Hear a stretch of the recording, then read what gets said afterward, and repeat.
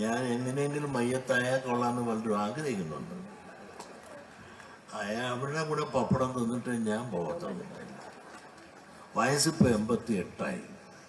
മറ്റൊരു പറയാൻ ആളുകളുടെ ഇടയിൽ എല്ലാ തിക്കും നോട്ടും ഞോടും ഒക്കെ മേടിച്ച് ഇങ്ങനെ ഭയന്നും ഒക്കെ ജീവിക്കുന്ന ആളുകളാണ്. പ്രത്യേകിച്ചും ഒരു സ്വതന്ത്രമായൊരു വായു ശ്വസിച്ചുകൊണ്ട് മലപ്പുറത്ത് നിങ്ങൾക്ക് ജീവിക്കുവാൻ സാധിക്കുമെന്ന് എനിക്ക് തോന്നുന്നില്ല. സ്വതന്ത്രമായൊരു അഭിപ്രായം പറഞ്ഞു പോലും ജീവിക്കാൻ നിങ്ങൾക്ക് സാധിക്കില്ല. മലപ്പുറം ഒരു പ്രത്യേക രാജ്യമാണ്, പ്രത്യേക ചില ആളുകളുടെ സംസ്ഥാനമാണ്.